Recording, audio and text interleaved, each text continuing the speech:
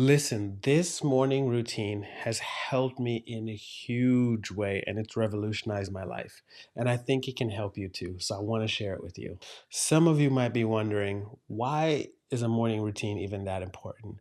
And I think the reason it's so important is because how you start your day determines how the rest of your day actually goes.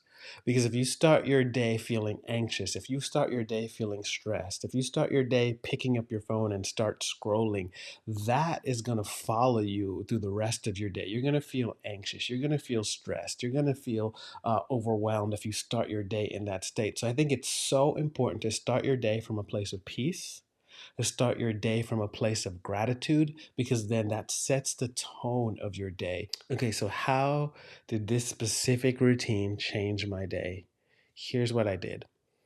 First thing I do for the last few years now, when I wake up in the morning, when I open my eyes, I go ahead and go,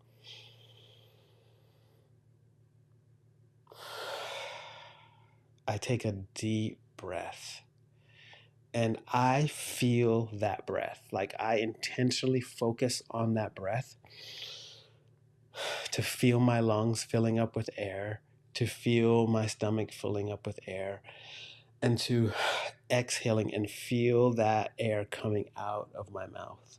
Like I intentionally focus on that breath and start with, thank you, God, that I'm alive today. Thank you, God, that there is breath in my lungs. Thank you, God, that I'm alive another day. And it's in that place I begin to acknowledge I don't make myself breathe. It's not through my own strength or my abilities of my own initiation that causes me to breathe. It's something that is taking place subconsciously. It's something that is taking place outside of my realm of control.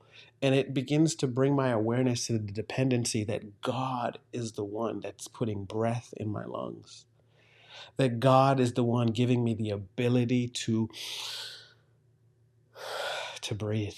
I don't breathe on my own. I breathe by his grace. I breathe by his abilities. And it reminds me that God is the one that is sustaining my very life, that God is the one sustaining my very being, of thanking God that I'm waking up in a house and there's a roof over my head, of thanking God that I got to sleep in a warm bed, of thanking God that my arms work, my legs work, I can see, I can hear, and I can engage in the day that's ahead of me because his grace is already there. And it's the first thing that I do because as I wake up, I haven't accomplished anything yet. I haven't done anything yet, but the grace of God is already there and is provided for me when I couldn't provide. Like there was no guarantee I was going to wake up in the morning. I didn't have to wake up, right? And it's the grace of God that where we wake up every single day. We start in that place. So that place of gratitude is where I start my day. And it helps me to be grounded. It helps me to remain dependent on God, that it's God's grace that leads me every single day, that it's God's grace that's present with me every single day. So that is where I start my day, start my mind, start my connecting with God, and start my awareness of God for the day. Listen, we live in a social media age where when you pick up your phone and you start scrolling and clicking and sharing memes and all that kinds of stuff, what we sometimes we don't realize is we are constantly being bombarded in this culture with, hey, buy this, sign up for this, get the new iPhone, get this new car, get this new thing, sign up for my e-course, do this, and it's going to make your life better. And subconsciously, what all of that is telling us is that we are not enough. You're not complete where you are.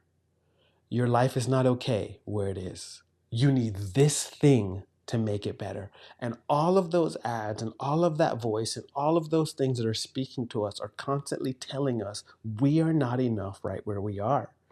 And so, because of that, it puts us in a state of, I need to achieve, I need to get, I need this thing to complete me. And we sometimes don't even realize we're responding to that when we think we need to accomplish something or get something to feel complete. That's why the practice of gratitude slows all that noise down And it becomes a counterculture force. When I start with gratitude, it's telling me I'm enough right where I am. When I start with that breath, it's saying I don't need anything else right now. I'm enough right where I am. God is already taking care of me. God is already sustaining my very life, my very existence. I am enough now. And it helps me to look at the things that are already in my life and say, man, I'm thankful I have a place to live. I'm thankful that I have a job. I'm thankful I have a car. I'm thankful that I have, and you can go through all the things in your life that's already there that you don't need more of because you have what you need to sustain your life already. And at the base of it is God. And so the practice of gratitude helps to calm the cultural noise that's telling us we are not enough down. It begins to go shh to that noise and gives our hearts a sense of peace in a chaotic world, gives our souls a place of rest, of knowing we're taken care of, and it positions us to find deeper peace on the inside and not from all the noise of the external world around us telling us that we are not enough. You are enough right where you are. You are enough in this moment. You are enough right here, right now. This begins to shift the narrative from I need to I have enough right here to already celebrate what I have. All right, you might be asking, how do I get started? Okay, so do this. So starting tomorrow morning, when you first wake up, instead of grabbing your phone, instead of running to go get coffee, instead of jumping in the shower first, just start with saying out loud to yourself so you can hear it one thing that you're thankful and grateful for. It doesn't have to be complicated. It could be just really simple. I'm thankful for being alive today. I'm thankful for my family. I'm thankful for food. Whatever it is, just say it out loud and not just pick something and say it, but I want you to actually think about that thing and feel the gratitude for it. Like genuinely feel the gratitude for it in that moment. Okay, are you ready to put this into practice? I want to invite you on a 7-day challenge. So for the next 7 days, just practice this.